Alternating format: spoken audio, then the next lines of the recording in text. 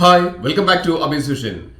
നമുക്കറിയാം വാട്സപ്പിൽ പണ്ടത്തെ പോലെയല്ല, ഇപ്പം പെട്ടെന്ന് പുതിയ അപ്ഡേറ്റുകൾ വരുന്നുണ്ട്. ഓരോരോ ദിവസവും പുതിയ അപ്ഡേറ്റുകളാണ് വന്നുകൊണ്ടിരിക്കുന്നത്. ആദ്യം തന്നെ നമുക്ക് ബീറ്റ വേർഷനാണ് നമുക്ക് അപ്ഡേറ്റുകൾ വരിക. അതിനുശേഷമാണ് നമ്മുടെ പോലുള്ള സാധാരണ ആളുകൾക്ക് നമ്മുടെ ഫോണിലേക്ക് അത് വരുന്നത്. അപ്പോൾ നമ്മൾ എപ്പോഴും ചെയ്യേണ്ടത് നമ്മുടെ വാട്സപ്പ് ആഴ്ചയിൽ ഒരു ദിവസം അല്ലെങ്കിൽ 2 ദിവസം കൂടുന്ന സമയത്ത് എന്തെങ്കിലും അപ്ഡേറ്റുകൾ വന്നിട്ടുണ്ടോ എന്ന് നോക്കുക, ഒന്ന് അപ്ഡേറ്റ് ചെയ്യുക. അപ്പോൾ ഞാനിവിടെ പറഞ്ഞുതരാൻ പോകുന്നത് ഏറ്റവും ലേറ്റസ്റ്റ് ആയിട്ട് വന്നിരിക്കുന്ന എൻ്റെ ഫോണിലേക്ക് വന്നിരിക്കുന്ന അപ്ഡേറ്റിനെ കുറിച്ചാണ്. അപ്പോൾ നിങ്ങളൊന്ന് നോക്കിയൊക്കെ നിങ്ങളുടെ ഫോണിൽ ഒരു അപ്ഡേറ്റ് വന്നിട്ടുണ്ടെങ്കിൽ നിങ്ങൾ കമന്റിൽ അറിയിക്കുക നിങ്ങൾക്ക് ഈ അപ്ഡേറ്റ് വന്നിട്ടുണ്ട് അല്ലെങ്കിൽ വന്നിട്ടില്ല എന്നുള്ളത്.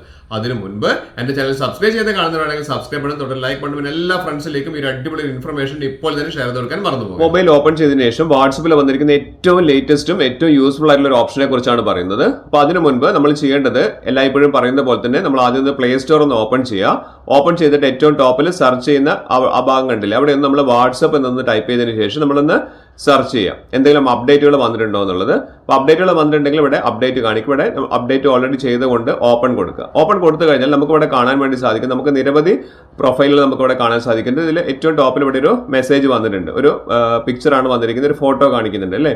അപ്പോൾ നമുക്ക് സാധാരണ ഇതുപോലെ ഫോട്ടോസ് വന്നു കഴിഞ്ഞാൽ നമുക്ക് ഇതേപോലെ കാണാൻ സാധിക്കും. നമുക്കത് കാണാൻ വേണ്ടി നമ്മൾ ജസ്റ്റ് ഒന്ന് ആ ഒരു ഇമേജിന്റെ മേലെ നമുക്കൊന്ന് ക്ലിക്ക് ചെയ്യാണ് ചെയ്യുക.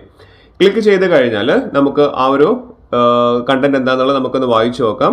നമുക്ക് വയനാട് ദുരന്തത്തിനെ കുറിച്ചുള്ളൊരു പോസ്റ്റാണിത്. എല്ലാവരും ആ ഒരു ദുഃഖത്തിൽ പങ്കുചേർന്ന് എല്ലാ സഹായങ്ങളും എത്തിക്കാൻ വേണ്ടിയിട്ടും കൂടി ഇതിൻ്റെ കൂടെ അഭ്യർത്ഥിക്കുകയാണ്. അപ്പം നമുക്ക് ഈ ഒരു ഇമേജ് നമുക്ക് പണ്ടൊക്കെ നമുക്ക് ഇതിന് റിപ്ലൈ കൊടുക്കണമെന്നുണ്ടെങ്കിൽ നമ്മൾ ആ ഇമേജിന് മേലെ ലോങ് പ്രസ് ചെയ്ത് കഴിഞ്ഞാൽ ഇവിടെയാണ് നമുക്ക് റിപ്ലൈ കൊടുക്കാനുള്ള ഓപ്ഷൻ ഉണ്ടാവുക. പക്ഷേ ഇപ്പോൾ വളരെ ലേറ്റസ്റ്റ് ആയിട്ട് വന്നിരിക്കുന്ന അപ്ഡേറ്റിൽ കണ്ടില്ലേ, ഇതിൻ്റെ തൊട്ട് താഴെ തന്നെ ഒരു റിപ്ലൈ ഓപ്ഷൻ ഉണ്ട്. അവിടെ നമുക്ക് ക്ലിക്ക് ചെയ്തുകൊണ്ട് നമുക്ക് സ്പോട്ടിൽ തന്നെ നമുക്ക് അതിനുള്ള റിപ്ലൈ കൊടുക്കാനും സാധിക്കുന്നതാണ്. മാത്രമല്ല അതിൻ്റെ കൂടെ എന്തെങ്കിലും ഇമോജീസ് കൊടുക്കണമെന്നുണ്ടെങ്കിൽ നമുക്ക് ഇമോജീസ് ക്ലിക്ക് ചെയ്തതിനു ശേഷം ഇവിടെ നമ്മൾ സെലക്ട് ചെയ്തിട്ട് നമുക്ക് ഇവിടെ നിന്നാണ് നമ്മൾ ഇമോജീസ് കൊടുക്കാനുള്ള ഒരു ഓപ്ഷൻ ഉണ്ട്. പക്ഷേ അതിലും സുഖകരമായി നമുക്ക് ചെയ്യാനിതാ തൊട്ടടുത്ത് തന്നെ ഈ റിപ്ലൈൻ്റെ തൊട്ടടുത്ത് തന്നെ ഇപ്പുറത്ത് ഒരു ഇമോജീസിൻ്റെ ഒരു ഓപ്ഷൻ ഇവിടെ കൊടുത്തിട്ടുണ്ട് കണ്ടില്ലേ.